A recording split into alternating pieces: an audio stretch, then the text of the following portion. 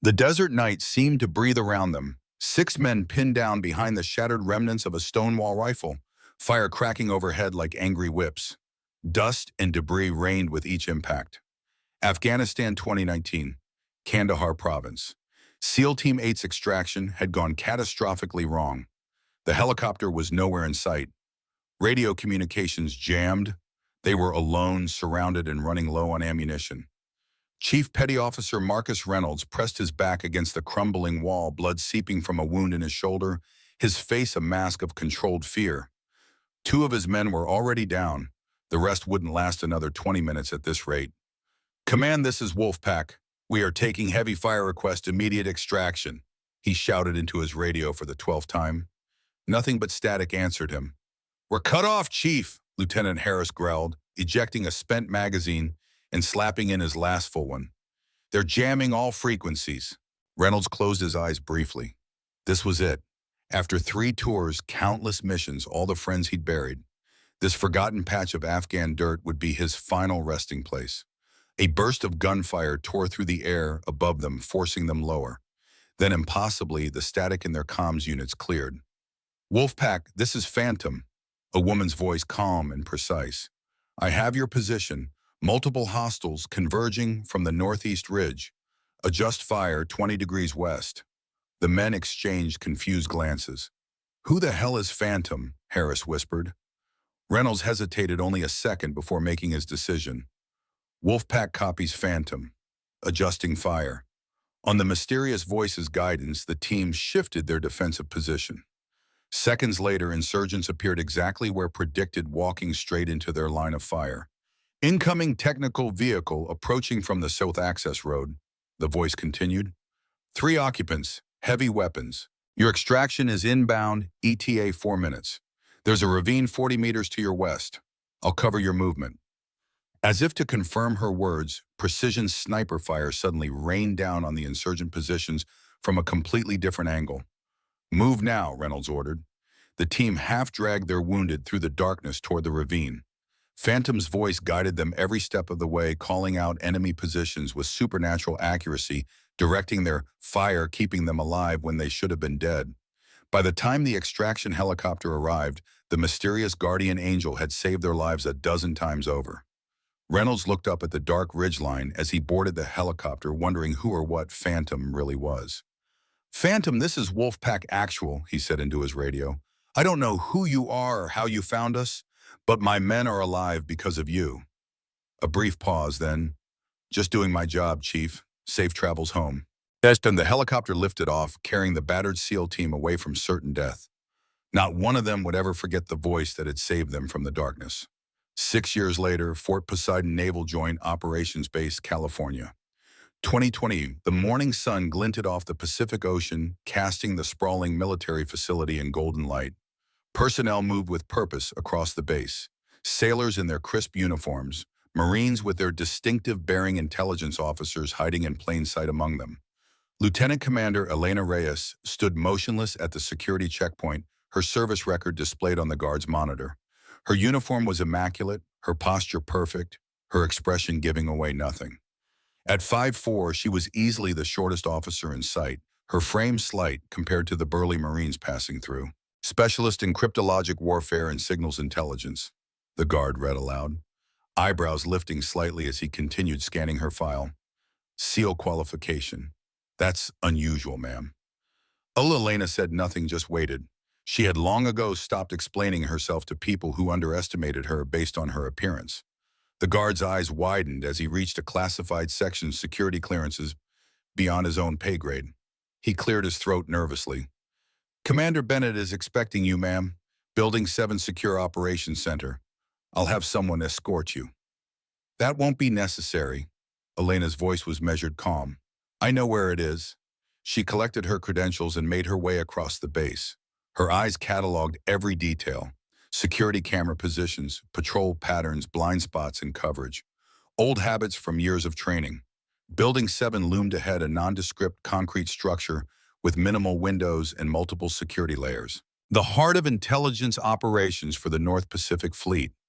Inside, Commander Michael Bennett waited in a glass-walled conference room.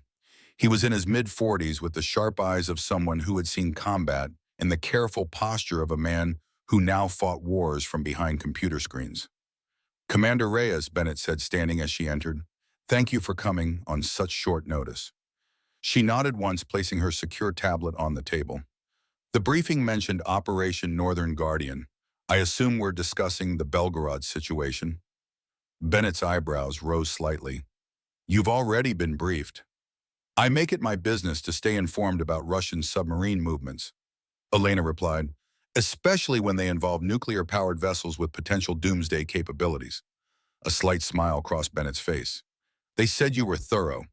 He activated the room's security protocols, polarizing the glass walls to opacity.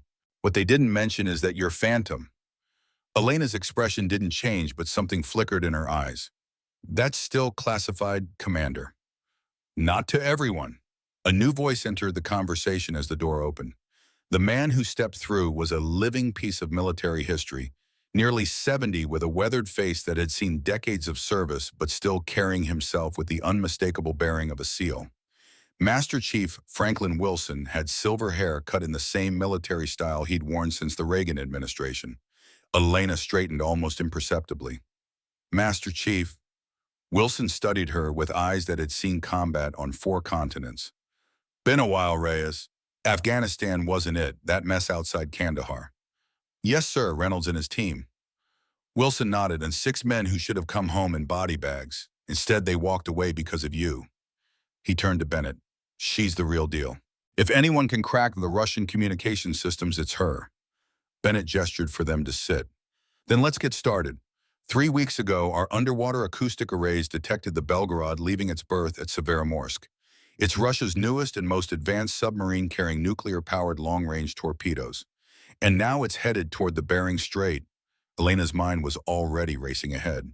"They're testing our northern defenses, looking for gaps in our detection grid." "Exactly," Bennett confirmed, "and we need to know what they're saying to each other. Their new encryption protocols have been giving our analysts headaches." Wilson leaned forward. "Which is why you're here. We need your system installed and operational within 2 weeks." The door opened again and a young lieutenant entered with a stack of files. "Sir, the team from MARSOC is here for the joint briefing." Bennett nodded. "Send them in." 4 Marines in combat utilities filed into the room, led by a tall, broad-shouldered man with the weathered face of a career soldier. Gunnery Sergeant Jackson Drake walked with the swagger of someone used to commanding physical respect. His eyes swept the room briefly, dismissing Elena, before focusing on Bennett and Wilson. "Commander, Master Chief." Drake nodded. "My team is ready for the briefing." Wilson made the introductions. "Gunnery Sergeant Drake, this is Lieutenant Commander Reyes. She'll be heading up the signals intelligence portion of Operation Northern Guardian." Drake's eyes slid back to Elena, a barely concealed flicker of skepticism crossing his features as he took in her slight frame. "Signals intelligence? You mean she'll be manning the radios while we do the real work?" The room temperatures seemed to drop several degrees. Bennett cleared his throat uncomfortably. Wilson's voice remained even, but took on a dangerous edge. "Lieutenant Commander Reyes is a qualified naval special warfare operator with multiple combat deployments. She'll be integrating a next-generation signals intelligence platform that will be critical to mission success." Drake's expression made it clear he wasn't convinced. "No disrespect, ma'am, but Northern Guardian may require direct action. If we have to board that submarine—" "If you have to board that submarine, Gunnery Sergeant," Elena interrupted calmly, "you'll need to know exactly where to go, what to look for, and how to bypass their security systems. That's what my team provides." The Marine's jaw tightened. Before he could respond, Bennett intervened, pulling up mission schematics on the room's display. "Let's focus on the operation. Reyes, walk us through the SIGINT approach." For the next hour, Elena outlined her plan to intercept, decode, and analyze the Russian submarine's communications. Her presentation was flawless, technically precise, delivered with the confidence of someone who had done this before under much worse conditions. Throughout, Drake and his men exchanged subtle glances, their skepticism barely concealed. When the briefing concluded, Bennett assigned workspace and billets. "Commander Reyes will need full access to the skiff and communications center. Her equipment arrives tomorrow." Drake gathered his files. "We'll be running combat drills on the East Range. Commander, he nodded at Bennett, deliberately ignoring Elena as he led his team out. When the Marines had gone, Wilson shook his head. Drake's one of the best in force recon, 20 years in multiple combat tours. But he's old school. I've dealt with his type before, Elena replied evenly. Bennett looked concerned. We need both teams working together seamlessly. They will, Elena assured him, once they understand what's at stake. As they left the conference room, Wilson fell into step beside her. You know, I heard about you long before Afghanistan. That business in Syria with the Russian mercenaries. Very impressive. Elena glanced at him surprised. That operation was highly classified. Wilson smiled. I still have a few friends in high places. The point is, Drake and his men don't know who you really are. Might be worth keeping it that way for now. Why? The old warrior's eyes twinkled with something between mischief and wisdom. Sometimes it's advantageous to be underestimated. Word traveled fast on military bases. By evening mess, the whispers had already spread through Fort Poseidon. A female SEAL had arrived for a classified operation. Elena felt the stares as she entered the dining facility. Conversations dimmed momentarily before resuming at a slightly higher volume. She collected her tray and found an empty table near the back, spreading her tablet to review communication protocols while she ate. At a table across the room, Drake sat with his team. Corporals Martinez and Miller hung on his every word, laughing too loudly at his jokes, mimicking his dismissive gestures. SEAL qualification, Drake said loud enough to carry. What's next, ballet dancers in Delta Force? Miller snickered. I heard they're lowering all the standards these days. Political correctness gone wild. Martinez leaned in. $10 says she's never seen that actual combat, probably pushing papers in Bahrain while real operators were getting shot at. Drake took a long drink from his water bottle, eyes fixed on Elena's back. Navy's trying too hard to make some kind of statement. In my day, special operations was about the best person for the job, not checking diversity boxes. Several tables away, Master Chief Wilson entered the mess hall. He moved with the quiet confidence of a man who had nothing left to prove to anyone. Collecting his tray, he noticed Drake's table, then Elena sitting alone. His eyes narrowed slightly as he registered the dynamics at play. Wilson set his tray down opposite Elena. Mind if I join you, Commander?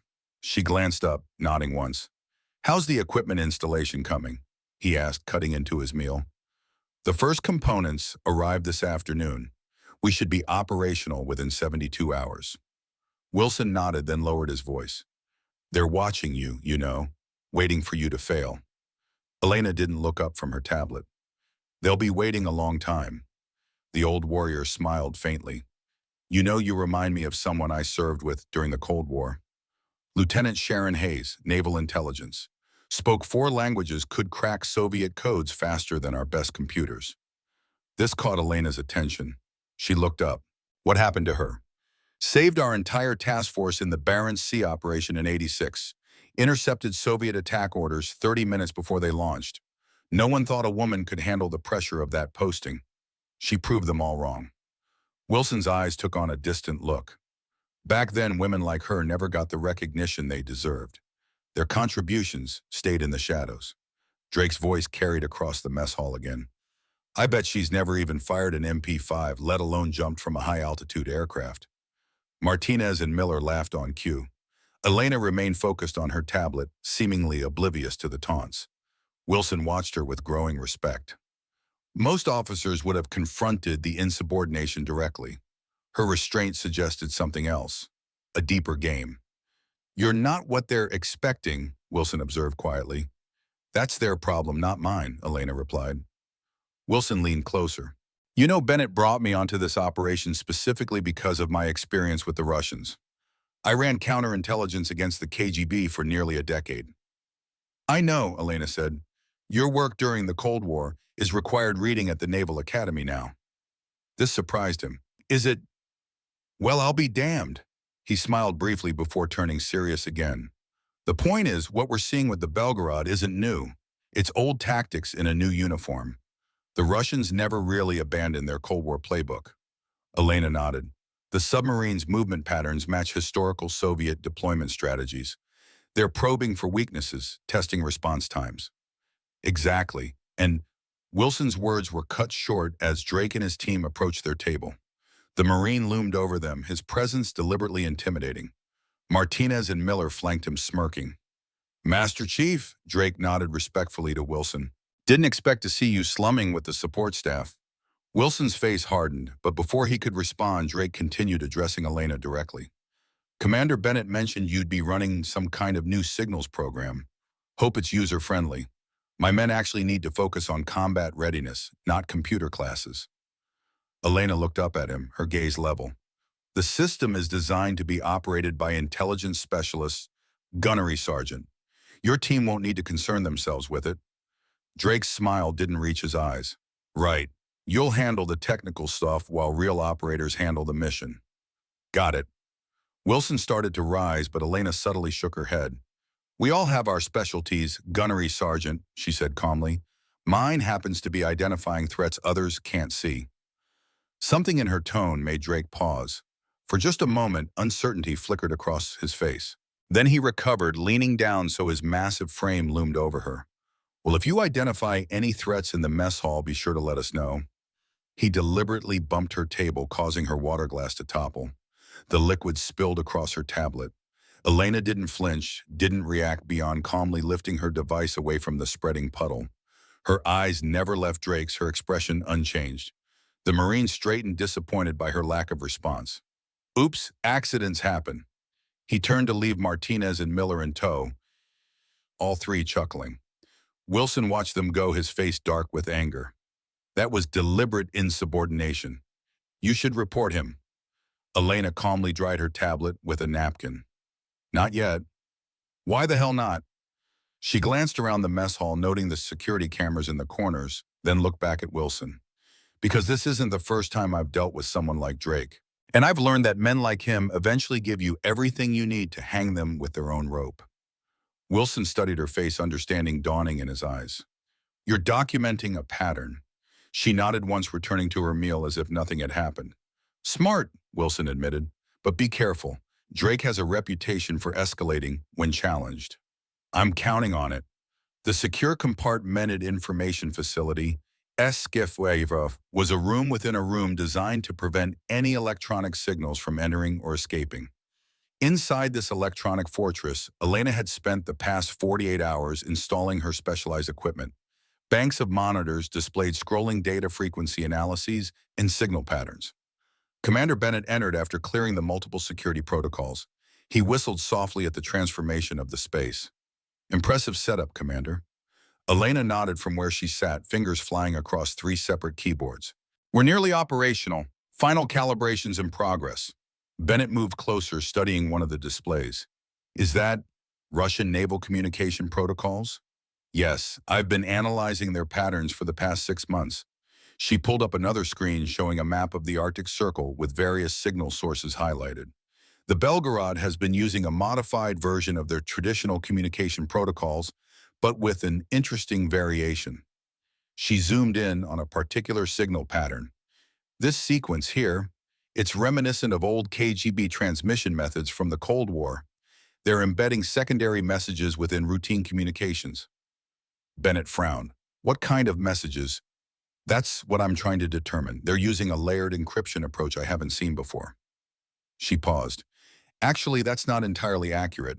I've seen something similar, but it was in historical records from Soviet submarine operations in the 1980s. The door to the skiff opened again and Master Chief Wilson entered, followed by Drake and his team. The Marines looked uncomfortable in the high-tech environment, like bulls in a china shop. You called for a tactical briefing, Wilson asked. Elena nodded, standing to address the group. We've detected significant changes in the Belgorod's movement patterns. It's no longer on a direct course for the Bering Strait. It's making a series of irregular maneuvers consistent with weapons testing protocols. She brought up a 3D model of the Arctic seafloor. Based on its current position and depth, I believe they're preparing to test something in this underwater canyon.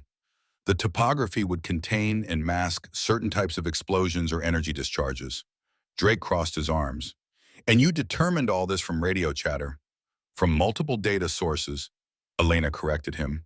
Acoustic signatures, thermal variations, communication patterns, satellite imagery. Intelligence isn't just about listening to conversations, Gunnery Sergeant.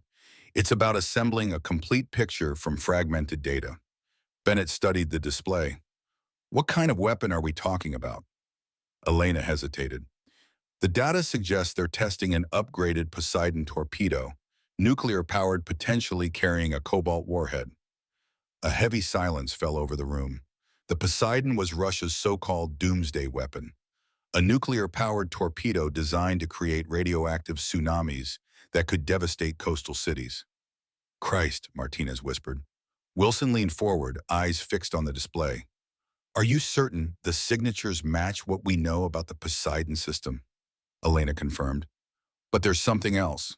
She pulled up a frequency analysis. These communication patterns contain embedded signals using an old Soviet cipher system, one that was primarily used by their intelligence services, not their Navy. Wilson's eyes narrowed. The KGB's Winter Protocol. Elena looked at him surprised. Yes, how did you? I encountered it during an operation in the Barents Sea in 1986, Wilson explained. Soviet Northern Fleet was testing a new class of submarine. We were tracking them when they suddenly went silent. 3 days later, they surfaced and sank one of our listening posts, disguised as an oil platform. 27 men died. He moved closer to the display. We later discovered they were using the Winter Protocol to communicate. Naval transmissions with KGB instructions embedded within them. Nearly impossible to detect unless you knew exactly what to look for. Drake shifted uncomfortably. So what are you saying? The Russian intelligence services are running this operation, not their Navy? It wouldn't be unprecedented, Wilson said. During the Cold War, the KGB often had operational control of strategic assets, especially during testing phases. Elena nodded.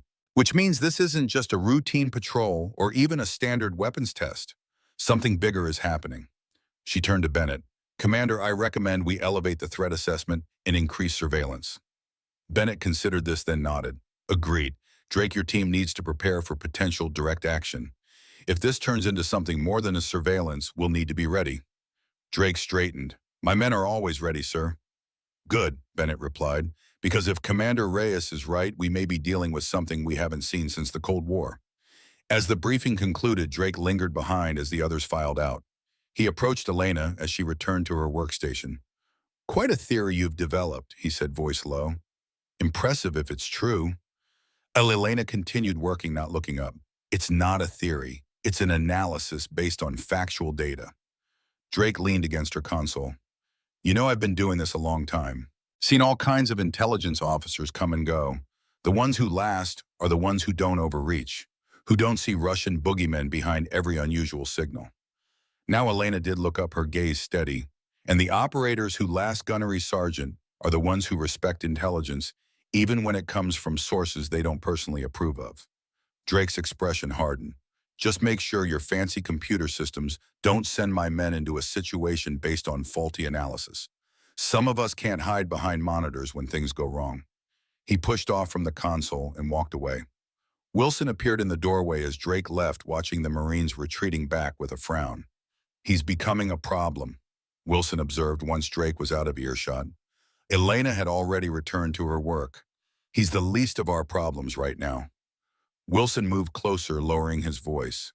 There's something you should know about the Winter Protocol. In '86, we discovered it wasn't just used for covert communications. It was used specifically for assassinations and sabotage operations. This got Elena's full attention. You think that's what's happening now? I think, Wilson said carefully, that history has a way of repeating itself. The players change, the technology advances, but the game remains the same. He glanced at the displays showing the Russian submarine's position. We beat them last time because we had people who understood how they thought, people willing to go beyond conventional analysis. Elena nodded slowly. Like Lieutenant Hayes. Wilson's eyes crinkled slightly. Yes, exactly like Hayes. He paused. You know, she never got the recognition she deserved. Most people don't even know her name, but every man on that mission owed her their lives. What happened to her? Elena asked. She continued serving quietly, made commander before retiring. Last I heard, she was teaching at the Naval Academy. Wilson's eyes took on a distant look. The best ones often work in shadows, remembered only by those they saved. Elena turned back to her monitors. I need to recalibrate the acoustic sensors to look for specific signatures associated with the Poseidon system. Wilson nodded. I'll leave you to it, but Commander, she looked up. Watch yourself around Drake. Men like him, men who feel their world changing around them, they can be unpredictable. After Wilson left, Elena sat alone in the blue glow of the monitors. Her fingers moved automatically across the keyboards, but her mind was elsewhere processing multiple threads simultaneously. The Russian submarine, the Winter Protocol, Drake's escalating hostility, Wilson's warning. She pulled up the mess hall security footage from the previous day, watching as Drake deliberately spilled water on her tablet. Her expression in the video remained neutral, giving away nothing. She had learned long ago to compartmentalize, to separate emotion from action. In the silent skiff surrounded by the ghosts of communications from across the globe, Elena Reyes continued her work, patiently assembling the pieces of a puzzle that had begun decades before during a war that had never truly ended. The base fell quiet after midnight. Most personnel were asleep, preparing for another day of training and preparation. But deep within the sprawling facility in the Combat Dive Training Center, the pool glowed an eerie blue from underwater lights. Elena sliced through the water in perfect form, her movements efficient and economical. Lap after lap, she pushed herself, her mind clearing with each stroke. After an hour of continuous swimming, she moved to the deep end where dive equipment waited. She methodically checked each piece, regulator, tank buoyancy, compensator, before slipping into the gear. The weight belt settled around her waist, heavy with purpose. With practiced ease, she submerged, descending to the pool's 30-foot bottom. There in the pressurized silence, Elena found her center. The underwater world reduced everything to its essential elements. Pressure, oxygen, time. No politics, no prejudice, no Drake. Just the fundamental laws of physics and the discipline to master them. She settled cross-legged on the pool floor, controlling her breathing through the regulator. Her heartbeat slowed. Her mind cleared. In this state of focused calm, memories surfaced, not as emotional burdens, but as objective lessons to be reviewed and integrated. Bud's training 7 years earlier. Hell Week, 83 candidates started. By day 3, only 37 remained. Elena was one of 3 women in the first class to allow female candidates. By the 3rd day, she was the only one left. The men around her were falling too, their bodies and spirits broken by relentless cold sleep, deprivation, and physical demands beyond normal human endurance. Instructors hovering like sharks, looking for any sign of weakness, any excuse to make a candidate ring the bell and quit. Reyes, you think you belong here. You think you can keep up with the men. An instructor screamed in her face, sand and spittle flying. She said nothing, conserved her energy, kept moving. Answer me, candidate. Yes, instructor, she replied, voice steady despite the exhaustion eating at her very cells. Yes, yes, then prove it. Drop and give me 50, then run into that surf and back 20 times. Move. She did it, and the next task, and the next. While stronger men broke around her, she endured. Not because she was physically superior, she wasn't, but because her mind had been forged in a different fire long before she arrived at Bud's. On the final night of Hell Week, an instructor found her helping a male candidate who was on the verge of hypothermia. Instead of punishing her, he simply watched as she shared her body heat, encouraging the man to continue. Rayam, the instructor said quietly when they were done, you know why most people quit. They can't take the pain, instructor.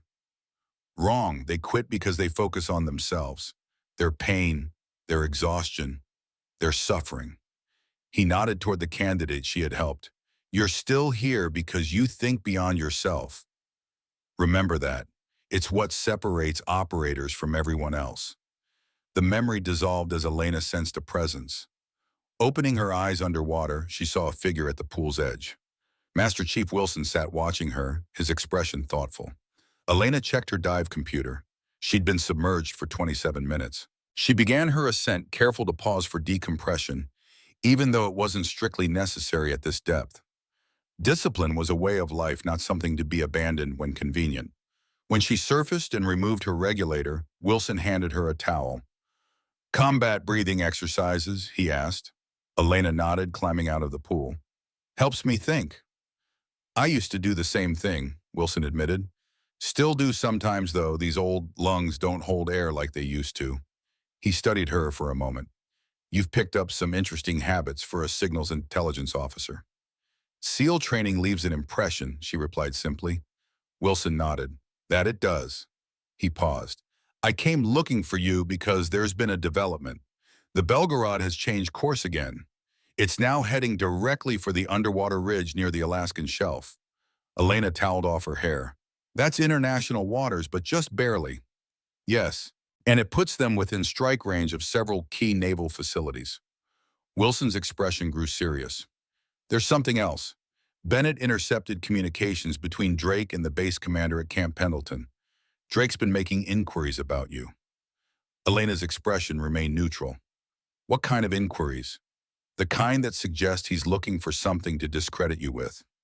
Your service record deployment history training evaluations. He won't find anything useful. Wilson smiled faintly. No, he won't. Your record is impressive but deliberately vague in the areas that matter most. Very little about your actual operations. Nothing about your role as Phantom. He paused. It's almost as if someone wanted to keep your true capabilities under wraps. Elena began packing up her dive gear. Some missions require discretion. Indeed they do. Wilson watched her methodical movements. You know Drake is the type of man who won't stop until he feels he's won. He sees you as a threat to his worldview. He sees me as a woman in what he considers a man's domain, Elena corrected. It's not complicated, Master Chief.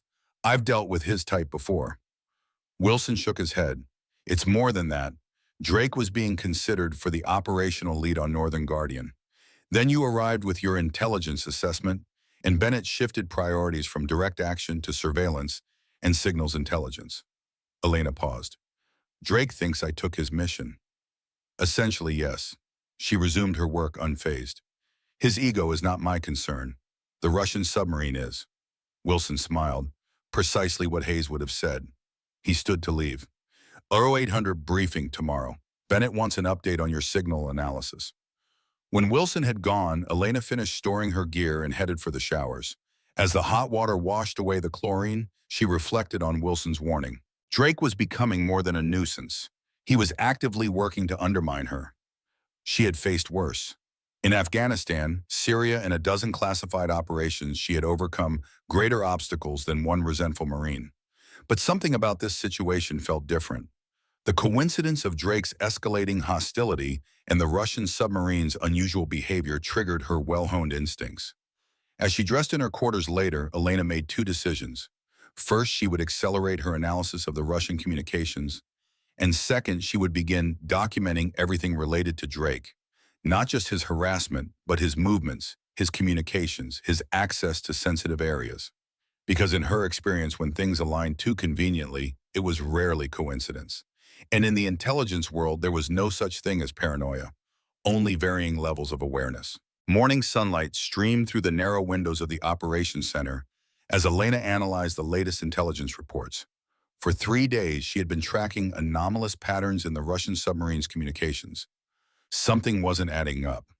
The Belgorod was maintaining position near the Alaskan underwater ridge, occasionally changing depth, but never straying more than 5 nautical miles from its central location. Standard patrol behavior suggested continuous movement, not this stationary hovering. It's like they're waiting for something, she murmured to herself, eyes scanning frequency distributions. A notification flashed on her secure tablet. The base security system she had quietly tapped into showed Drake and his team entering the communications building. Their scheduled briefing wasn't for another hour. Elena quickly saved her work and locked her station. She had learned long ago to never leave sensitive information accessible, even in a supposedly secure facility. She was reviewing submarine acoustic signatures when Drake entered the skiff, Martinez and Miller trailing behind him. All three wore the smug expressions of men who believed they held the upper hand. Commander Reyes, Drake's voice carried a false note of professionalism. Hope we're not interrupting. Elena turned calmly. The briefing isn't until 0900 gunnery, Sergeant. We're aware, Drake replied, but we've been tasked with evaluating security protocols throughout the facility, standard procedure when dealing with high-level intelligence operations. It was a plausible lie, but Elena had spent years detecting deception. Drake's eyes showed too much satisfaction. Martinez kept glancing at her workstation, and Miller seemed unusually tense. I wasn't informed of any security evaluation, Elena said. Drake produced a tablet. Orders just came down this morning. If you'll allow us access to your systems, we can verify compliance and be on our way. Elena knew immediately what was happening. They were fishing for information, looking for something to undermine her position. The question was whether Drake was acting on his own initiative or under someone else's direction. I'm afraid that won't be possible without proper authorization, she replied. This system contains classified intelligence at levels beyond your clearance. Drake's smile tightened. Are you questioning my security credentials, Commander? I'm following protocol, Gunnery Sergeant. Please have Commander Bennett contact me directly if he wishes to authorize a security evaluation. The Marine's jaw tensed. He hadn't expected resistance. You realize obstructing a security review could be seen as suspicious activity. Elena met his gaze evenly. You realize falsifying authorization for access to classified systems is a federal offense. The atmosphere grew heavy with unspoken threat. Martinez shifted uncomfortably while Miller's hand twitched toward a pocket. The standoff was broken by Wilson's voice from the doorway. Is there a problem here? Drake recovered quickly. Just conducting a routine security evaluation, Master Chief. Wilson stepped into the room, his weathered face unreadable. Interesting. I just came from Commander Bennett's office, and he didn't mention any security evaluation. A flicker of unease crossed Drake's face. The orders came through this morning. I'd like to see those orders, Wilson said, extending his hand. Drake hesitated. They're in the system. I can forward them to you. Please do, Wilson replied. In the meantime, I believe you have preparatory exercises scheduled on the East Range. The dismissal was clear. Drake nodded stiffly. We'll continue this later. He turned to leave and his men following close behind. When they were gone, Wilson turned to Elena. They're getting bolder. Yes, she agreed, but why? What does Drake think he'll find? Wilson considered this. It may not be what he's looking for, but who he's looking for it for. Elena raised an eyebrow. Think about it. Wilson continued. Drake's a decorated Marine with an exemplary service record. Aggressive, yes. Old-fashioned in his views, certainly. But he's never been one to break protocol so blatantly. This feels like someone is applying pressure. You think he's working for someone else? Wilson shook his head. Not necessarily working for, but perhaps trying to impress or prove something to someone. We should look into his recent communications, see if there's a pattern. Elena nodded, already pulling up the base's internal network logs.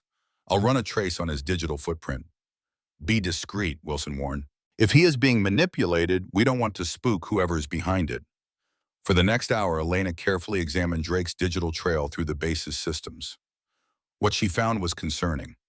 Multiple attempts to access classified files related to Operation Northern Guardian. Communications with an unknown external server using an encrypted VPN. Unusual file transfers during off hours. He's definitely up to something, Elena reported as Bennett joined them for the scheduled briefing. But I can't determine if he's acting alone or under orders. Bennett frowned. Drake's one of our best tactical operators. Hard to believe he'd compromise security. Wilson's expression darkened. I've seen it before. During the Cold War, the Soviets were masters at finding pressure points. Financial troubles, family issues, wounded pride. They'd exploit any vulnerability. Elena pulled up a map showing the Belgorod's position. There's something else you should see. The Russian submarine has maintained this exact position for nearly 48 hours. That's highly unusual for a vessel of this class. Bennett studied the display. Could they be experiencing mechanical problems? Unlikely, Elena replied. Their communications don't suggest any distress or operational issues. They're maintaining position deliberately. Wilson leaned closer to the screen. What's in that exact location? Anything strategic? Elena shook her head. Nothing obvious. It's international waters hundreds of miles from any significant infrastructure. Unless, Wilson's voice trailed off, his eyes narrowing in thought. Unless what? Bennett prompted. Unless the target isn't above the water but below it. Wilson pointed to the sea floor on the display. What's the underwater topography like there? Elena quickly overlaid a bathymetric map. Deep underwater canyon system. Drops off to about 3,000 meters in some places. Wilson nodded slowly. Perfect location for installing something undetected, something like a seabed sensor array or an acoustic monitoring system. Bennett looked alarmed. You think they're placing surveillance equipment that close to our territorial waters? It would be consistent with their historical tactics, Wilson confirmed. During the Cold War, we discovered several Soviet underwater listening posts near our naval bases. They were designed to track submarine movements, gather acoustic signatures, intercept communications. Elena's fingers flew across her keyboard, running new analyses.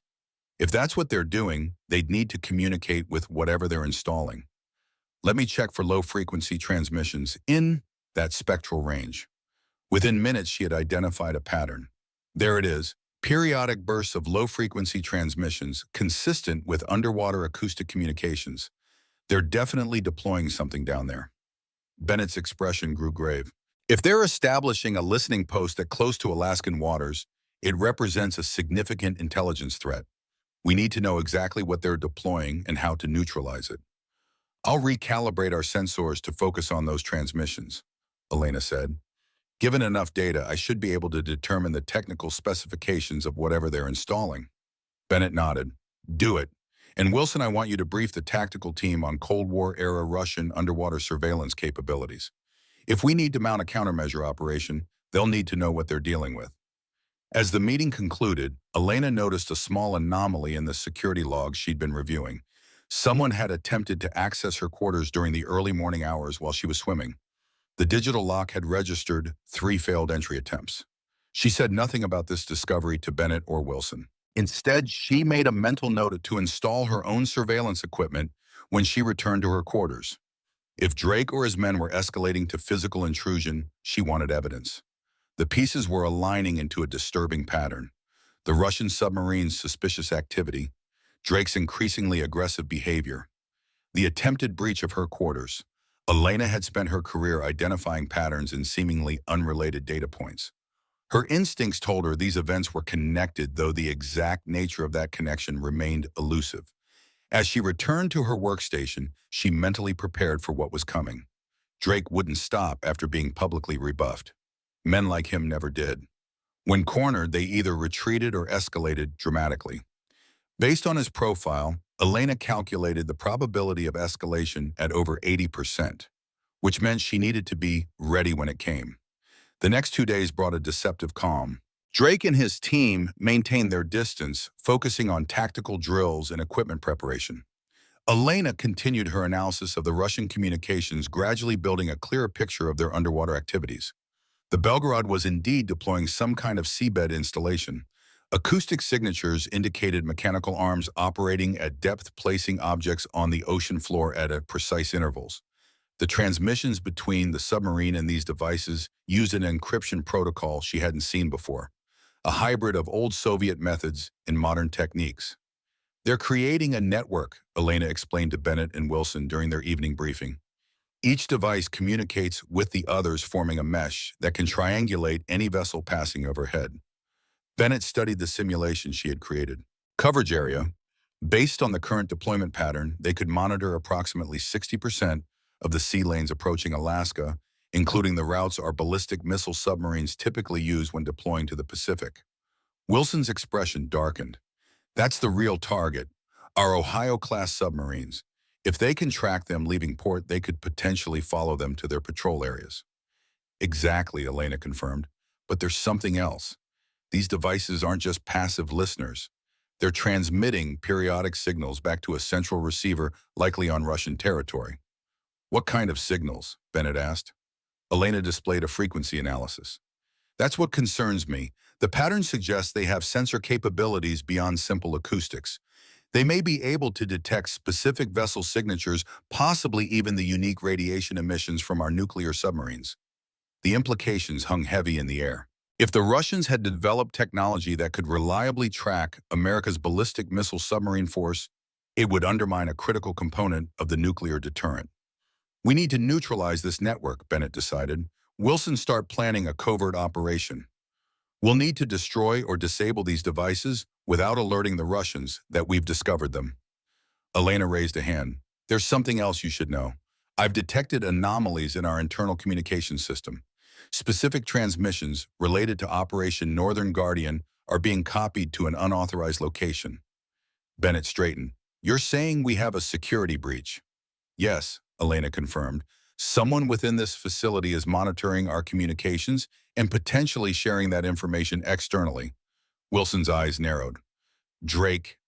I don't have definitive proof yet, Elena replied carefully, but the access patterns align with his duty schedule and system permissions. Bennett looked troubled. That's a serious accusation, Commander. Drake is a decorated Marine with an exemplary record.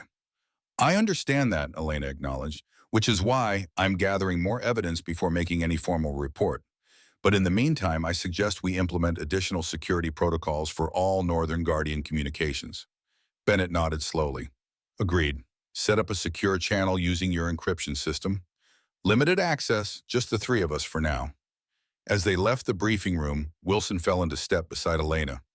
You think Drake is our leak, he said quietly. It wasn't a question. The evidence points in that direction, she replied, but I'm not convinced he's acting alone or even fully aware of what he's doing. Wilson raised an eyebrow. His technical skills are limited, Elena explained. The data extraction method being used requires sophisticated knowledge of network architecture. Either Drake has hidden talents or someone is using him as a front, using his access credentials while he's conveniently looking the other way.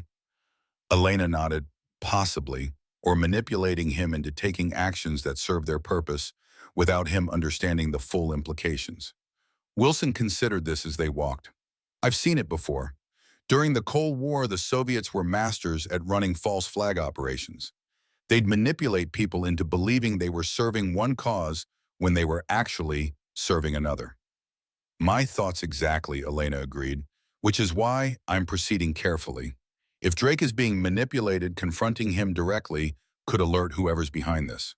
They reached a junction in the corridor. Wilson paused, glancing around to ensure they were alone. Be careful, Reyes. If you're right about this, you're potentially dealing with a sophisticated intelligence operation. And in my experience, when these things start to unravel, they often get messy very quickly. Elena nodded once. I've been in messy situations before, Master Chief. A hint of a smile crossed Wilson's weathered face. Yes, I suppose you have. Later that evening, Elena worked alone in the skiff, running deeper analyses of the base's security systems. She had discovered something troubling. Subtle modifications to the surveillance camera network that created periodic blind spots in coverage. For approximately 3.5 seconds, every 15 minutes, cameras in certain corridors would freeze, creating a window where movement wouldn't be recorded. It was an elegant hack nearly impossible to detect unless you were specifically looking for it. Elena only found it because she had been systematically examining every potential vulnerability in the base's security infrastructure. A notification flashed on her tablet. One of the motion sensors she had discreetly placed outside her quarters had been triggered. Someone was at her door again. Elena quickly pulled up the corridor feed, but as she suspected, it showed nothing unusual. The camera had been compromised. She switched to a secondary system, a small personal camera she had hidden in a ventilation duct across from her quarters. The infrared image clearly showed two figures outside her door. Even with the low resolution, she could identify them as Martinez and Miller. They appeared to be trying to bypass the electronic lock using what looked like a specialized decryption device. Elena watched calmly as they worked. After 3 failed attempts, they abandoned the effort and moved quickly down the corridor, disappearing from view. Rather than anger, she felt a cold, analytical certainty. The pattern was accelerating. First, verbal harassment, then unauthorized access attempts to her systems, now physical intrusion. Each escalation provided more evidence, more links in the chain she was carefully constructing. She saved the footage and returned to her analysis of the Russian communications. The two issues, Drake's increasingly suspicious behavior and the Russian submarine's activities, continued to orbit each other in her mind like binary stars connected by an invisible but powerful gravity. The question was no longer if there was a connection, but what exactly that connection entailed. And as Elena processed the incoming signal data, a troubling possibility began to take shape. What if Drake's actions weren't just about personal resentment or professional jealousy? What if his targeting of her was specifically aimed at disrupting her analysis of the Russian operation? It was a hypothesis that required testing. Elena quickly devised a plan to create a controlled information leak, a piece of falsified intelligence about the Russian submarine that would be visible only to someone using Drake's access credentials. If that specific information found its way back to the Russians, it would confirm both the leak and the connection. As midnight approached, Elena finalized her trap and prepared to leave the skiff. She carefully backed up all her evidence to an encrypted drive and secured it in a hidden compartment of her tactical vest. Years of operating in hostile environments had taught her to always maintain contingency plans. Tomorrow would bring the next phase. She would present her findings on the Russian underwater network to Bennett and recommend immediate countermeasures. That would force whoever was behind the leak to either accept the loss of their surveillance system or take more drastic action to prevent it. Either way, the invisible chess match would move toward its endgame. The morning brought heavy rain drumming against the operations center's reinforced windows like distant gunfire. Elena had been at her station since 0400, tracking a new development. The Belgorod had begun transmitting a series of coded messages on a frequency normally reserved for Russian naval emergencies. "It's a deception," she explained to Bennett and Wilson as they arrived for the early briefing. "They're using an emergency channel to mask routine communications. It's meant to discourage interception. Most intelligence agencies would avoid monitoring emergency frequencies to prevent diplomatic incidents." Bennett studied the scrolling data. "But you monitored it anyway." A slight smile crossed Elena's face. "Let's just say I've learned to be thorough." "What are they saying?" Wilson asked. Elena highlighted sections of the decrypted text. "They're discussing a calibration event scheduled for 0600 tomorrow. Based on the technical parameters mentioned, I believe they're planning to activate their underwater network for full operational testing." Bennett frowned. "That's soon. I thought we had more time." "They're accelerating the timeline," Elena confirmed, "which suggests they either achieve their objectives faster than anticipated or they're concerned about detection." Wilson leaned closer to the display. "What's this repeated reference to Northern Lights Protocol?" "Unknown Ipwitana," Elena admitted. "It's not in any of our databases of Russian operational terminology, but the context suggests it's the activation sequence for the network." Bennett straightened, decision made. "We need to move quickly. If that network goes active, it could compromise our submarine operations throughout the Pacific." "I've prepared a countermeasure plan," Elena said, bringing up a new display. "We can deploy autonomous underwater vehicles equipped with specialized jamming equipment. They won't destroy the Russian devices, but they can effectively blind them, preventing accurate detection." "How soon can we deploy?" Bennett asked. "The equipment is ready. We can launch within 6 hours." Bennett nodded. "Do it.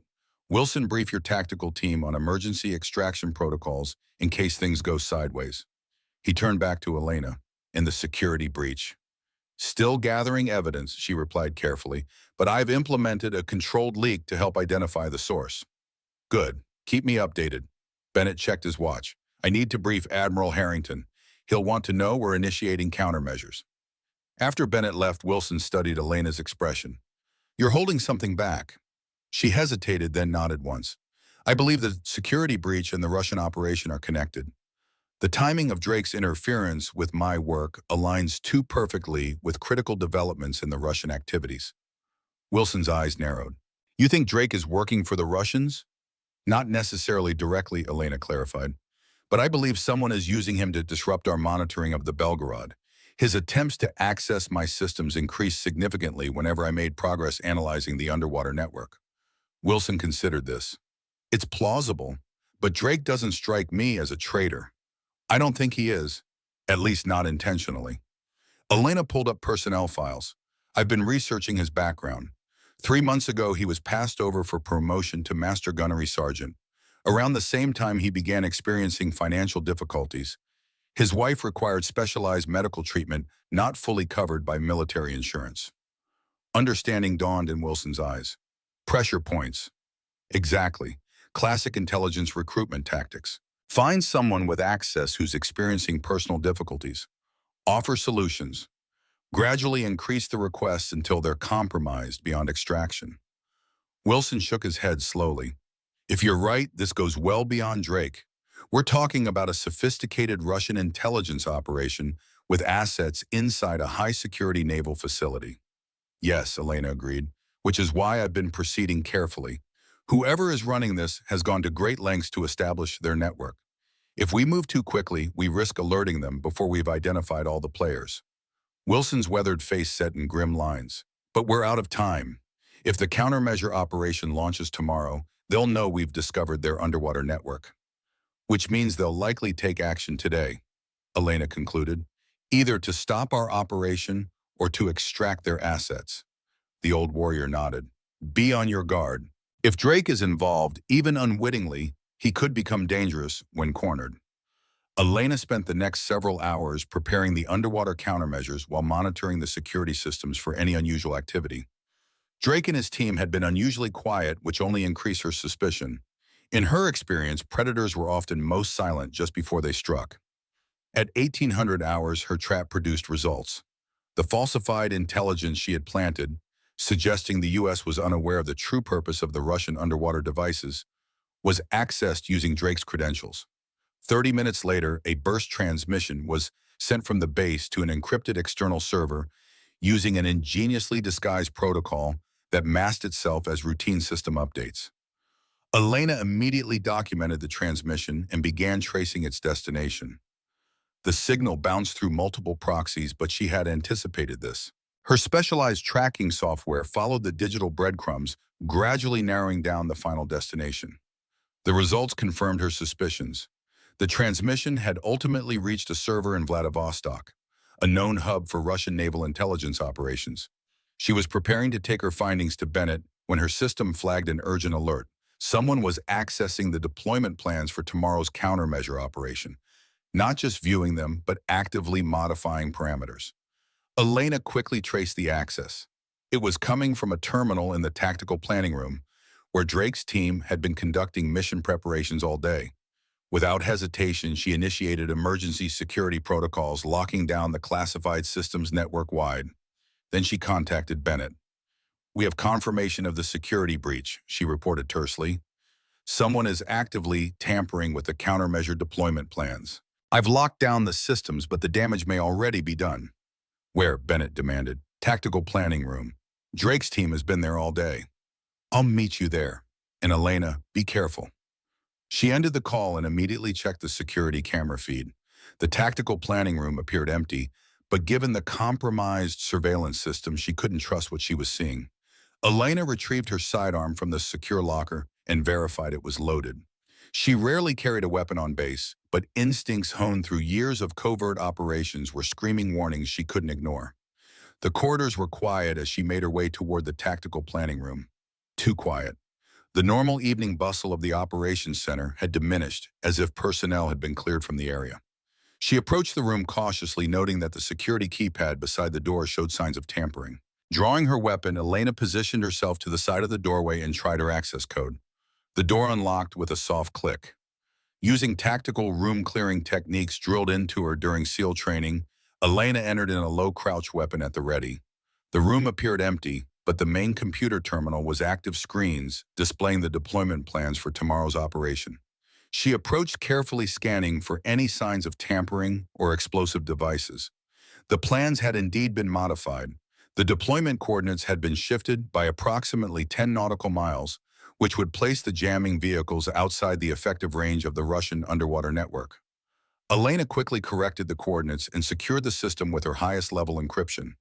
As she turned to leave, she noticed a small object on the floor near the door. A communication earpiece, military issue still warm from recent use. Someone had left in a hurry. She was examining the device when her instincts triggered a warning. A faint sound, the shuffle of a boot on carpet, came from the corridor outside. Elena moved instantly, positioning herself beside the doorway, weapon ready. The tactical planning room had only one entrance, making it a potential trap. She activated the small body camera clipped to her uniform and waited. Footsteps approached, multiple sets moving with the coordinated rhythm of military training. Then a voice, Drake's voice, just outside the door. Commander Reyes, are you in there? We need to talk. Elena remained silent, calculating odds and options. Commander, we know you're in there. The security system logged your entry. This doesn't have to get complicated. We just need to have a conversation about some misunderstandings. The false friendliness in his tone confirmed her suspicions. Whatever was about to happen, it wouldn't be a conversation. Elena made her decision. Rather than wait to be cornered, she would control the engagement.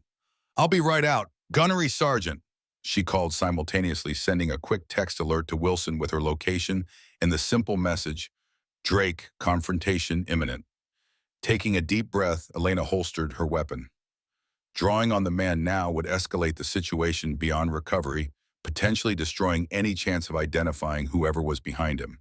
Instead, she would use the one advantage they didn't expect, her specialized training. She opened the door to find Drake standing in the corridor, flanked by Martinez and Miller. All three were the smug expressions of men who believed they held overwhelming advantage. "Evening, Commander," Drake said, his voice carrying deliberate menace. "Let's have that talk now." The corridor stretched empty in both directions, the overhead lights casting harsh shadows across Drake's face. Elena noted the positions of all three men, Drake directly in front of her, Martinez slightly to his right, Miller hanging back near the corner. Their positioning was tactical, designed to block both potential escape routes. "What can I help you with, Gunnery Sergeant?" Elena kept her voice calm, professional. Drake stepped closer, invading her personal space. At 6'3", he towered over her 5'4" frame, using his size to intimidate. "You've been poking around in restricted systems," he said, "accessing personnel files, monitoring communications, interfering with tactical planning. That's grounds for serious disciplinary action." Elena met his gaze steadily. "I've been conducting security monitoring as authorized by Commander Bennett. If you have concerns about my activities, I suggest you take them up with him." Drake's expression hardened.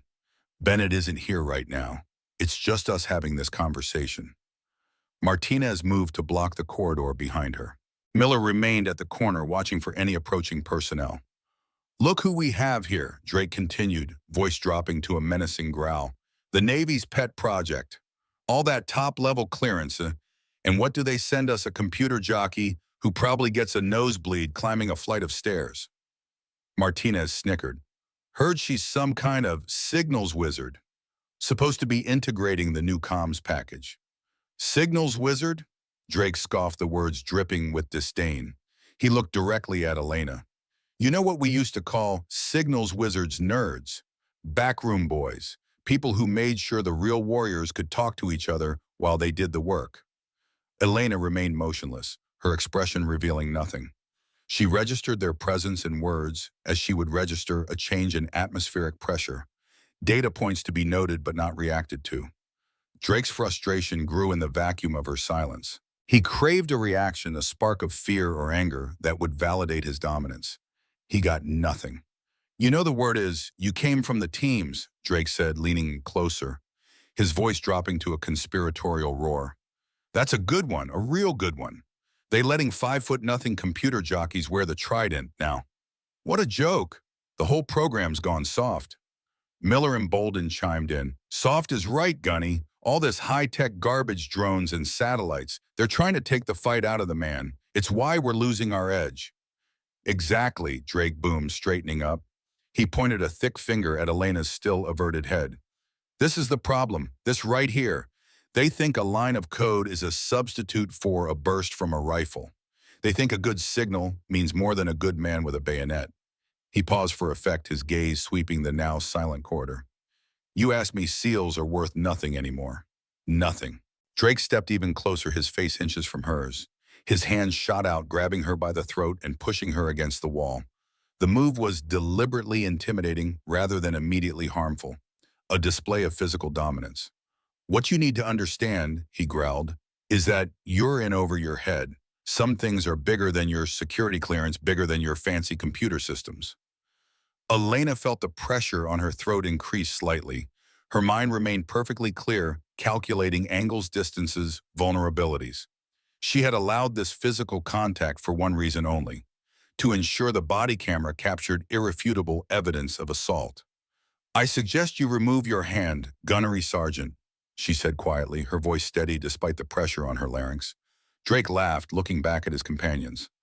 "Or what? You'll write me up, file a complaint. We all know how that would go. Your word against three decorated combat veterans. Elena's eyes, which had been focused on a point past Drake's shoulder, now shifted to meet his directly. Last chance, she said, her voice carrying a subtle note that made Martinez shift uncomfortably. Remove your hand and walk away. Something in her tone gave Drake pause, but his pride wouldn't allow him to back down in front of his men. His grip tightened. Maybe you didn't hear me clearly. SEALs like you are worth nothing. That was the moment. The final line crossed the evidence secured. Elena made her move. What happened next occurred so quickly that Martinez and Miller would later struggle to describe it coherently. Elena's right hand came up in a precise arc, her first two fingers extended in a specialized strike that targeted the nerve cluster where Drake's thumb met his wrist. The effect was instantaneous. His hand sprang open involuntarily, nerve signals screaming pain up his arm. Simultaneously, Elena pivoted her body using Drake's own forward momentum to pull him off balance. As he stumbled forward, she executed a textbook joint manipulation, capturing his now useless right arm and applying pressure to the radial nerve. With minimal effort, she redirected his considerable mass, sending him crashing into Martinez. Miller, reacting on instinct, lunged forward to grab her. Elena had already anticipated this move. She stepped inside his reach, a counterintuitive tactic that caught him completely unprepared. Her left hand shot out in a precise strike to the brachial plexus nerve cluster, just below his collarbone. The impact was minimal, almost silent, but the effect was devastating. Miller's arm went instantly numb, the neural pathways temporarily overloaded. His forward momentum carried him stumbling past her as he clutched at his deadened limb. Drake, having collided with Martinez, was now struggling to regain his balance. Elena completed her sequence with a controlled push that sent Drake fully into Martinez, causing both men to tumble to the floor in an undignified heap. In the span of approximately 9 seconds, Elena had neutralized 3 trained Marines without throwing a single punch or raising her voice. She now stood in the center of the corridor, her stance balanced, in ready breathing, even and controlled. Drake looked up at her from the floor, his expression a mixture of pain, shock, and disbelief. Martinez was trying to untangle himself from his superior officer. Miller was pressed against the wall, still trying to will feeling back into his arm. Elena regarded them calmly. The conversation is concluded, she said, her voice quiet yet carrying absolute finality. A slow clap echoed from the far end of the corridor.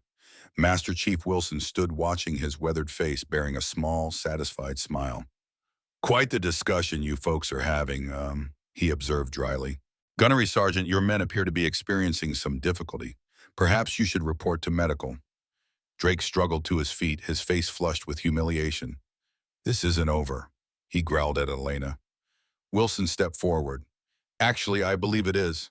Commander Bennett is waiting for all of us in his office, now. Drake hesitated, clearly calculating his options. Finding none favorable, he nodded stiffly to his men, and they began moving toward the operations center, Drake cradling his still tingling arm. As they departed, Wilson moved beside Elena. Impressive restraint, he said quietly. You could have done much worse. That wasn't the objective, she replied. Wilson nodded, understanding. You got what you needed. Elena tapped the small camera on her uniform. Every word, every action. Good, because I think we're about to discover exactly how deep this rabbit hole goes. Commander Bennett's office was a testament to naval tradition. Model ships in glass cases framed photographs of aircraft carriers and submarines, and the distinctive array of ribbons and medals displayed in a shadow box on the wall. It was the domain of a career officer who had risen through the ranks on merit and dedication. Now that office had become an impromptu tribunal. Bennett sat behind his desk, his expression grave as he reviewed the security footage playing on his monitor. Beside him stood Colonel James Harrison, the base's executive officer, a Marine whose ramrod posture and piercing gaze had intimidated generations of junior officers. Elena sat to one side, her posture perfect, hands resting lightly on her knees. Across from her, Drake and his men stood at attention, their faces masks of controlled defiance. Wilson stood by the door, arms crossed, watching the proceedings with the quiet intensity of a man who had seen similar scenes unfold many times before. Bennett finished the video and looked up. Would anyone care to explain what I just witnessed? Drake stepped forward. Sir, my team was conducting a security check on suspicious activities. Commander Reyes became agitated and attacked us without provocation. Elena remained silent, her expression unchanged.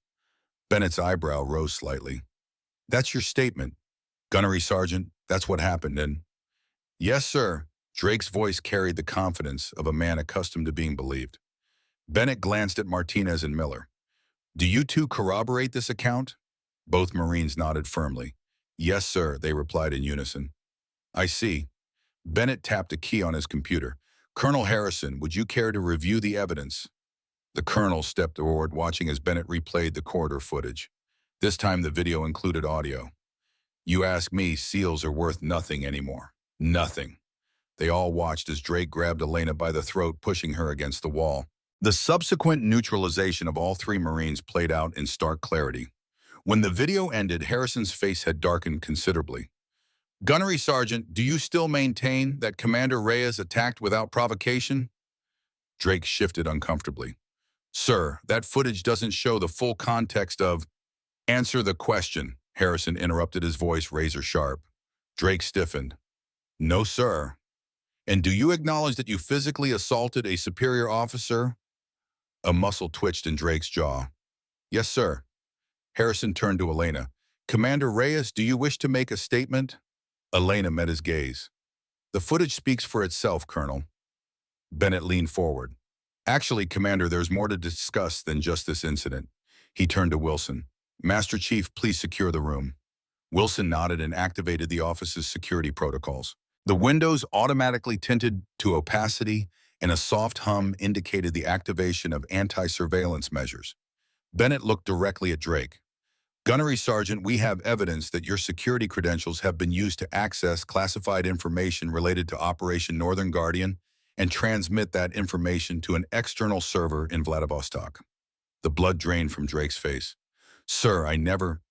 Whether you did so knowingly or were manipulated is what we're trying to determine, Bennett continued, but the evidence is irrefutable. Your access codes were used and information was compromised. Harrison stepped closer to Drake. This goes far beyond assault, Gunnery Sergeant. We're talking about potential treason. Drake's composure cracked. Colonel, I would never. I'm no traitor. I've bled for this country. Then explain, Harrison demanded, why your security credentials were used to access classified operational plans and transmit them to Russian intelligence. Drake looked genuinely bewildered. I don't know how that's possible. I've never shared my access codes with anyone. Elena spoke for the first time. You wouldn't need to share them, Gunnery Sergeant. Someone with physical access to your workstation could have installed a keylogger to capture your credentials when you logged in. Drake's eyes darted to her, then back to Bennett. Sir, I swear I had no knowledge of any breach. Bennett studied him carefully. Who has had access to your workstation in the past month? Drake thought for a moment. My team, obviously. The IT support staff during routine maintenance. And, he hesitated. And, Harrison prompted, Dr. Natalie Carson from Systems Integration. She installed some new software for our tactical planning system about 3 weeks ago. Bennett and Wilson exchanged glances. Carson wasn't scheduled to perform any installations, Bennett said quietly. Elena was already pulling up personnel files on her tablet. Dr. Natalie Carson, Systems Integration Specialist, transferred from Naval Research Labs 6 months ago. She scrolled through the file. Security clearance verified by Naval Intelligence. All credentials appear in order. Too perfect, Wilson murmured. Classic deep cover insertion. Bennett turned to Elena. Can you access her file metadata check when the record was created and by whom? Elena's fingers moved across the screen. The file was created 8 months ago. The authorizing officer was... Her eyes widened slightly. Admiral James Kelso. Kelso retired 10 months ago, Harrison said, alarm evident in his voice. Wilson nodded grimly, which means someone used his credentials after his retirement to create a false personnel file. Drake looked stricken. Are you saying Dr. Carson is a Russian intelligence officer, Elena finished. Most likely GRU given the sophistication of the operation. Bennett was already reaching for his secure phone. We need to locate Carson immediately and place her in custody. Sir, Elena interrupted, if we move on Carson now, we risk alerting whoever else might be involved in this operation. This level of infiltration suggests she's not working alone. Wilson nodded agreement. Commander Reyes is right. This bears all the hallmarks of a coordinated intelligence operation. Carson may just be one part of a larger network. Bennett considered this, then nodded. What do you propose, Commander? We feed Carson false information through Drake's credentials, Elena explained. Make her believe the countermeasures operation has been delayed due to technical issues. That should buy us time to identify her contacts and communication methods. Harrison looked skeptical. And what makes you think she'll believe that? Because it will come from a source she trusts, Elena replied, looking at Drake. Someone she's successfully manipulated before. Drake's face flushed with anger and embarrassment. You want me to help trap her? Unless you prefer being court-martialed for treason, Harrison said bluntly. Drake straightened. I'll do whatever it takes to clear my name, sir. Bennett nodded. Good. Wilson, coordinate with base security to establish discreet surveillance on Carson. Elena, prepare the false information package. Drake, you and your team are confined to quarters except when directly involved in this counterintelligence operation. As the meeting concluded, Elena gathered her materials. Drake approached her, his earlier bravado replaced by a complex mixture of resentment and grudging respect. For what it's worth, he said quietly, I never intended to compromise operational security. Elena met his gaze evenly. Intentions don't matter much in our line of work, Gunnery Sergeant. Only results. Drake nodded stiffly and turned to leave, then paused. How did you know about Carson, about the security breach, all of it? A hint of a smile touched Elena's lips. Because it's my job to see patterns others miss, just as it's your job to act when those patterns reveal a threat. Drake held her gaze for a long moment, then departed without another word. Wilson approached as the room emptied. You handled that well. Drake could still be useful if his ego doesn't get in the way. He'll cooperate, Elena said confidently. His pride is wounded, but his sense of duty is stronger. More importantly, he's angry at being manipulated. Wilson smiled slightly. Hell hath no fury like a Marine who discovers he's been played. As they left Bennett's office, Elena's mind was already racing ahead, mapping out the complex counterintelligence operation they would need to execute.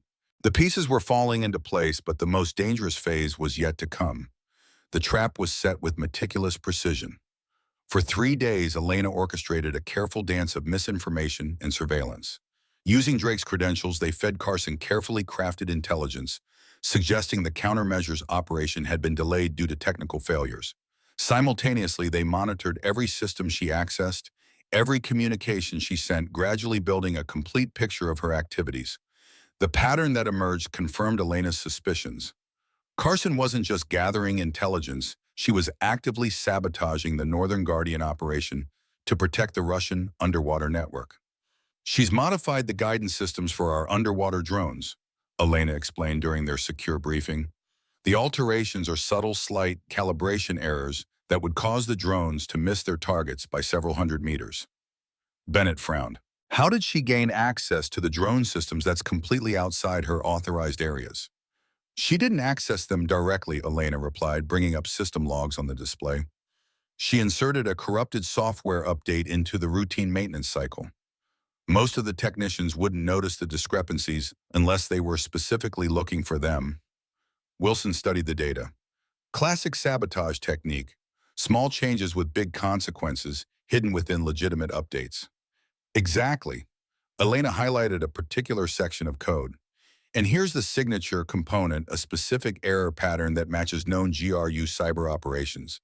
It's virtually identical to code found in attacks on Ukrainian infrastructure systems last year. Drake, who had been silently observing, leaned forward. What's her endgame? She has to know we'll detect these problems eventually. Elena nodded. That's what concerns me.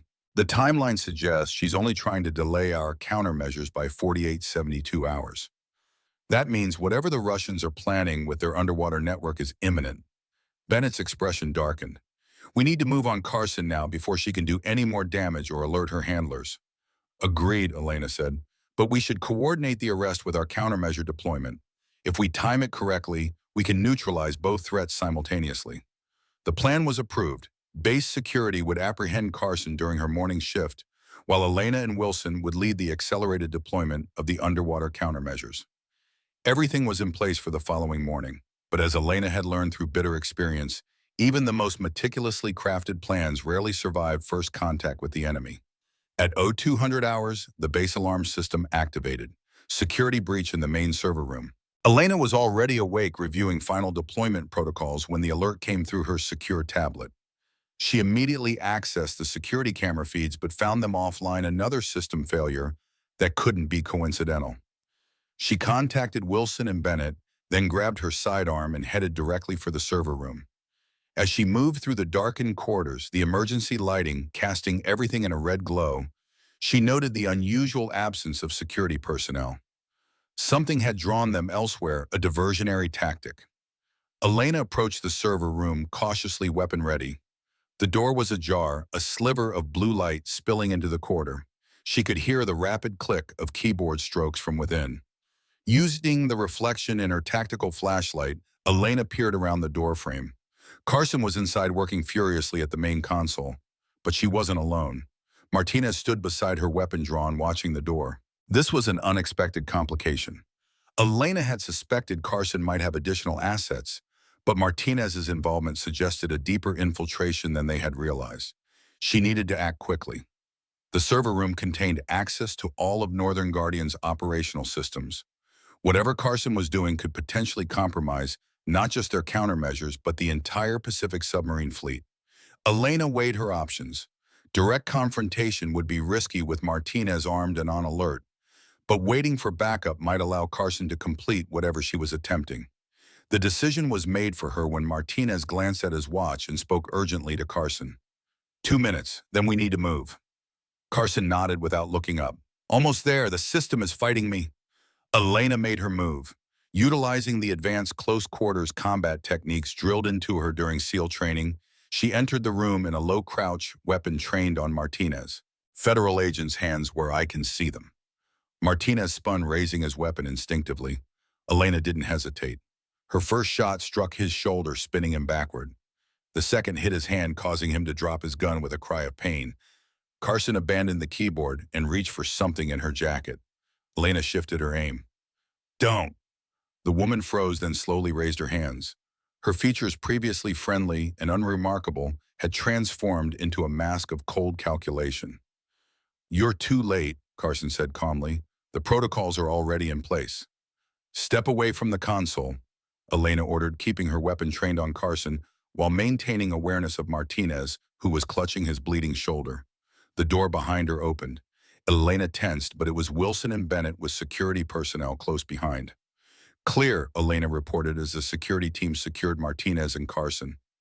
Bennett moved immediately to the console. What was she doing? Elena holstered her weapon and took his place at the keyboard. Her fingers flew across the keys, rapidly assessing the system status. What she found sent a chill through her. She was initiating a complete system purge, Elena explained, and simultaneously uploading a command sequence to the Russian underwater network. Wilson leaned closer. What kind of command sequence? Elena's expression grew grave. Activation codes. The network isn't just for surveillance. Those devices have offensive capabilities. Bennett's face paled. What kind of offensive capabilities? Based on these parameters, Elena said, examining the code, they appear to be designed to generate targeted electromagnetic pulses. If activated near a submarine's communication arrays, they could potentially disable critical systems. The implications hung heavy in the air. Such devices could render American submarines vulnerable, unable to communicate or navigate properly. Can you stop the activation? Bennett asked urgently. Elena was already working. I've blocked the command transmission, but I can't tell if it was completed before I interrupted it. We need to deploy our countermeasures immediately. Bennett nodded. Make it happen. Wilson, coordinate with Admiral Harrington. We need to alert all Pacific Fleet submarines about this threat. As security led Carson and Martinez away, the woman looked back at Elena with cold eyes. You have no idea what you've stumbled into, Commander. This goes far beyond a few underwater devices. Elena held her gaze steadily. Then why don't you enlighten us, Doctor? Or should I call you Major? Your GRU rank, I presume. A flicker of surprise crossed Carson's face. Yes, we know who you are, Elena continued. Natalia Petrova, GRU Foreign Intelligence Directorate. You've been operating under various covers for at least 8 years. This time, Carson couldn't hide her shock. How could you possibly? Because while you were watching us, we were watching you, Elena replied calmly. Your operational patterns match those from 3 previous GRU infiltrations, including the Bremerton Naval Base incident in 2018. It was a calculated bluff, but it hit home. Carson's composure cracked momentarily. Take them to the secure holding facility, Bennett ordered. Full isolation protocols. As they were led away, Wilson turned to Elena with raised eyebrows. Bremerton incident. A slight smile touched her lips. There wasn't one, but she didn't know that. Wilson chuckled. Psychological warfare. Well played. Elena returned to the console. We're not done yet. The activation signal was partially transmitted. We need to deploy our countermeasures immediately and alert all submarines in the region. Bennett was already on the secure line to Pacific Fleet Command. This is going to be a long night. For the next several hours, Elena coordinated the emergency deployment of the underwater countermeasure drones. The original plan had called for a careful, stealthy approach. Now they were racing against time, sacrificing stealth for speed. By 0600, the first reports came in. The countermeasure drones had reached their targets and begun jamming the Russian devices. Submarines throughout the Pacific had been alerted and were taking evasive actions, changing depths and courses to avoid potential threats. Elena monitored the operations from the command center, her focus absolute. This was the environment where she thrived: crisis management, rapid decision-making, seeing patterns in chaos. At 0730, the first confirmation arrived. The Russian underwater network had attempted to activate, but the jamming had been successful. The electromagnetic pulses had fired harmlessly into empty water, missing their targets. Bennett approached as Elena reviewed the latest data. Good work, Commander. You've prevented what could have been a catastrophic compromise of our submarine capabilities. Elena nodded, still focused on the monitors. The immediate threat is neutralized, but the Belgorod is still out there, and we need to determine how deep this infiltration goes. Martinez is talking, Bennett reported. Carson recruited him 3 months ago, played on his financial problems and resentment over being passed over for promotion. Classic manipulation. And Drake, Elena asked. Completely in the dark. Carson used his credentials without his knowledge. She installed a keylogger on his system during one of their routine maintenance visits. Elena nodded. This aligned with her assessment. Drake had been arrogant and hostile, but not treasonous. Wilson joined them, looking grim. We just received word from Naval Intelligence. They've identified 3 more potential Russian assets at other bases. This was a coordinated operation targeting our entire Pacific submarine fleet. Bennett shook his head in disbelief. How did we miss this? Because they used old techniques in new packaging, Elena explained. The winter protocol Carson was using dates back to the Cold War. Most modern security systems aren't designed to look for such outdated methods. But you recognized it, Bennett observed. Elena glanced at Wilson. I had help from someone who'd seen it before. Wilson smiled slightly. Sometimes the old dogs remember the old tricks. As the crisis response continued, Elena took a moment to check on Drake. He had been cleared of direct involvement, but was still confined to quarters pending a full investigation. She found him sitting on the edge of his bunk, staring at the wall. He looked up as she entered, his expression a complex mixture of anger, shame, and relief. Commander, he acknowledged stiffly. Gunnery Sergeant. Elena remained standing. I thought you should know that your security clearance has been provisionally restored. The investigation confirms you were not knowingly involved in Carson's operation. Drake nodded, his jaw tight. Small comfort knowing I was used like that I endangered the entire mission. We all have blind spots, Elena said quietly. The key is learning from them. Drake looked up at her, studying her face. How did you know about all of this? Because it's what I was trained to do, she replied simply, just as you were trained for your specialties. A long moment of silence stretched between them. Finally, Drake stood. I owe you an apology, Commander. My behavior was unacceptable. I let my prejudices cloud my judgment. Elena nodded once, accepting his words. We all serve in different ways, Gunnery Sergeant. The uniform, not the role, is what unites us. Drake extended his hand. After a brief hesitation, Elena accepted it.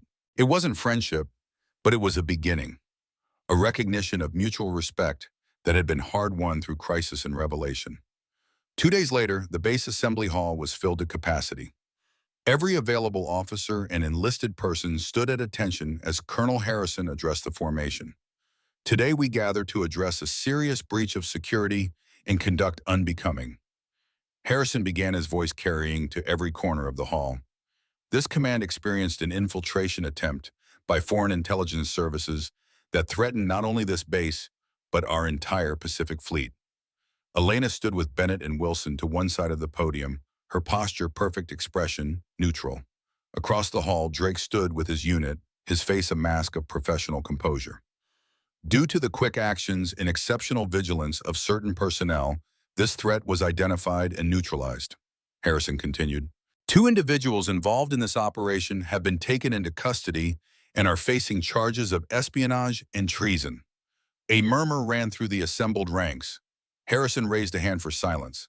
In addition to the security breach, this command witnessed serious violations of military conduct in the chain of command. These violations will not be tolerated under any circumstances. Harrison turned slightly. Gunnery Sergeant Drake front and center.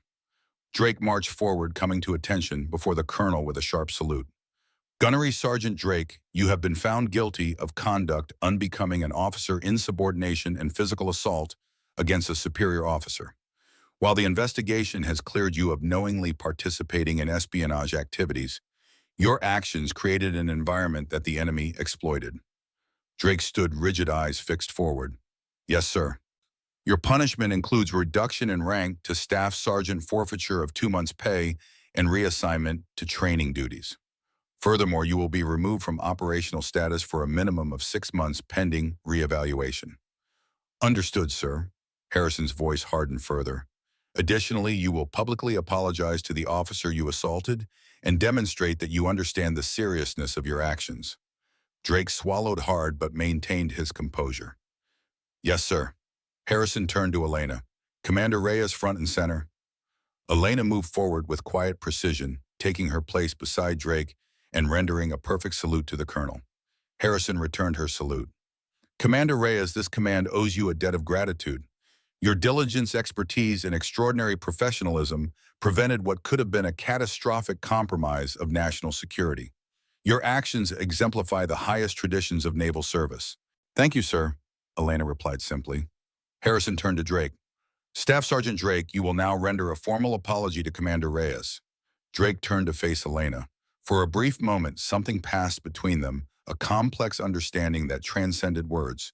Then Drake snapped to attention and rendered a crisp salute. Commander Reyes, I offer my sincere apology for my unprofessional and unacceptable conduct. My actions were inexcusable and reflected poorly on myself, the Marine Corps, and this command. I recognize the seriousness of my behavior and am committed to learning from this experience. Elena held his gaze for a moment, then returned his salute with equal precision. Apology accepted, Staff Sergeant. As they returned to their positions, Harrison addressed the assembled personnel once more. Let this serve as a reminder to all. We are one team with diverse skills and capabilities. Respect for each member's contribution is not optional. It is fundamental to our mission success. The formal proceedings concluded and the personnel were dismissed to their duties. As the crowd dispersed, Wilson approached Elena. Well, that's one way to change base culture, he observed dryly. Elena nodded. Public accountability matters. It sets the tone.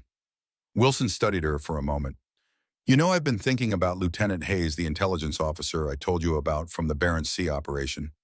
What about her? A smile crinkled the corners of Wilson's eyes. You remind me of her more than I initially realized. The same quiet competence, the same ability to see patterns others miss. Elena glanced at him curiously.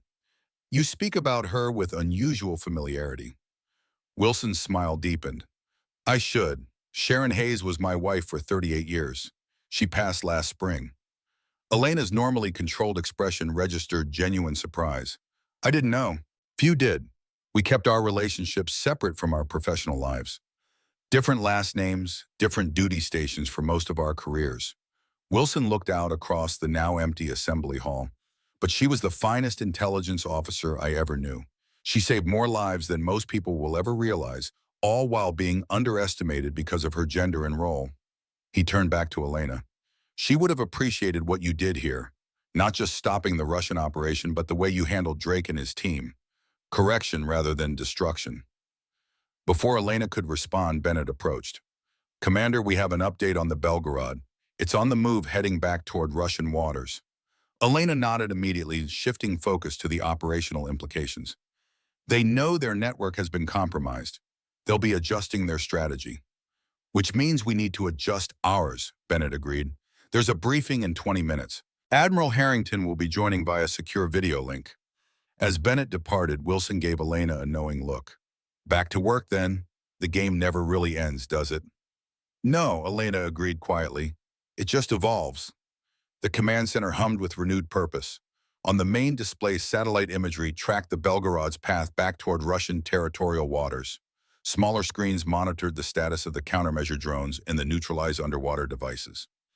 Admiral Harrington's face occupied the central video screen, his expression grave but satisfied. Outstanding work, everyone. The containment of this threat represents one of the most significant counterintelligence victories in recent naval history. Bennett nodded acknowledgement. Thank you, Admiral. We were fortunate to identify the threat before it fully materialized. Fortune favors the prepared, Harrington replied. And speaking of preparation, we need to discuss next steps. The Russians won't abandon this strategy just because we foiled one attempt. They'll regroup, refine, and try again.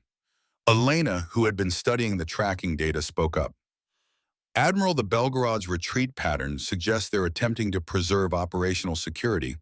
They believe we've identified their underwater network, but not necessarily the full scope of their operation. Harrington leaned forward. Meaning this was likely a test run for a broader deployment, Elena explained. The devices we neutralized were sophisticated, but not at the cutting edge of Russian capabilities. They were expendable assets designed to evaluate our detection and response protocols. Wilson nodded agreement. Classic intelligence gathering through provocation. Force your adversary to reveal their defensive measures by presenting a limited threat. So what are they really planning? Bennett asked. Elena brought up a map of the Pacific seafloor. Based on the data we've gathered, I believe they're mapping potential locations for a more permanent underwater surveillance network. One that would cover not just the Alaskan approaches, but the entire northeastern Pacific. Harrington's expression darkened. That would give them unprecedented monitoring capabilities over our submarine operations. Yes, sir, Elena confirmed, and potentially the ability to track our Ohio-class submarines as they deploy from base. The implications hung heavy in the air. America's ballistic missile submarines represented a critical leg of the nuclear triad, their effectiveness dependent on their ability to operate undetected. Recommendations, Harrington prompted. Elena highlighted several areas on the map. We should establish our own monitoring network in these key locations, not just passive sensors, but active countermeasure systems that can detect and disable any Russian devices before they become operational. Wilson added, and we need to enhance our counterintelligence operations. Carson's infiltration suggests there may be other Russian assets we haven't identified yet. Harrington considered this. I agree on both counts. Commander Reyes, I want you to lead the technical development of this countermeasure network. Master Chief Wilson, you'll coordinate the counterintelligence effort with naval intelligence. Elena and Wilson acknowledged their assignments. One more thing, Harrington added. Commander Reyes, in recognition of your exceptional service in this operation, you're being promoted to the rank of captain, effective immediately. Congratulations. Elena maintained her professional composure, but a flicker of pride crossed her features. Thank you, Admiral. As the briefing concluded, the command center personnel returned to their duties with renewed focus. Elena remained at the central console, already mapping out the technical requirements for the new monitoring network. Wilson approached, a subtle smile on his weathered face. Congratulations, Captain. Well deserved. Elena nodded. Thank you, Master Chief. What's your next move? He asked. Elena's eyes remained on the display, studying the ocean depths, where invisible battles for information and advantage would continue to be fought. We adapt, she said simply. The Russians will change their approach based on what they learned from this operation. We need to anticipate those changes. Wilson nodded approvingly, always thinking 3 moves ahead. Sharon would have liked that about you. A subtle alarm chimed from one of the monitoring stations. Elena moved immediately to investigate, Wilson following close behind. What is it? He asked. Elena studied the incoming data, her expression focused. New acoustic signature detected near the Kamchatka Peninsula. Similar characteristics to the Belgorod, but with distinct differences. She brought up the analysis on the main screen. It's the Khabarovsk, Russia's newest submarine class. Even more advanced than the Belgorod, with enhanced capabilities for deep-sea operations. Wilson frowned. They're escalating. Yes, Elena agreed, and so must we. As alerts were sent and new monitoring protocols initiated, Elena felt a familiar clarity of purpose. This was her arena, the invisible battlefield of signals, patterns, and countermeasures. A domain where physical size and gender meant nothing compared to intellect, preparation, and will. Drake appeared at the entrance to the command center, his new staff sergeant insignia in place. He approached hesitantly, aware of his diminished status. Captain, he acknowledged, noting her new rank. Congratulations on the promotion. Thank you, Staff Sergeant, Elena replied evenly. Drake cleared his throat. I've been assigned to the security detail for the new monitoring system installation. Commander Bennett thought my tactical experience might be useful despite everything. Elena studied him for a moment. Everyone deserves a second chance to serve, Staff Sergeant, especially those who recognize their mistakes. A look of genuine gratitude crossed Drake's face. Thank you, ma'am. I won't let the team down. As Drake departed, Wilson observed, That's a significant change in attitude. People can surprise you, Elena replied. When there's perspective shifts. Wilson smiled. Indeed they can. Speaking of surprises, I have something for you. He handed her a small, worn notebook bound in faded leather. What's this? Elena asked. Sharon's field notes from the Barents Sea operation. Her observations on Soviet communication patterns, coding techniques, and operational methodologies. Wilson's eyes held a mixture of pride and nostalgia. Much of it never made it into the official reports, but it might give you insights into current Russian thinking. Their Naval Intelligence Division still employs many of the same foundational strategies. Elena accepted the notebook with appropriate reverence. Thank you, Master Chief. This is invaluable. Wilson nodded. Knowledge passed down. That's how we maintain our edge. As the command center continued its vigilant monitoring, Elena opened the notebook, finding pages of meticulous notes and observations written in a steady, precise hand. The insights of another woman who had fought invisible battles decades earlier, whose contributions had gone largely unrecognized but had saved countless lives. Elena felt a connection across time, a lineage of quiet professionals who served without acclaim or recognition, whose victories were measured not in medals or public accolades, but in threats averted and lives preserved. She turned to the monitoring station where the Russian submarine's signature pulsed steadily on the display. The game continued as it always had, evolving, but never truly ending. And she was ready for the next move, carrying forward the legacy of those who had come before, securing the future through vigilance, expertise, and unwavering resolve. In the gleaming technological heart of naval operations, Captain Elena Reyes continued her watch, invisible to most of the world, but essential to its safety. The true measure of worth wasn't in physical strength or loud declarations, but in the quiet competence that protected a nation from threats most would never know existed. It was enough. It was everything.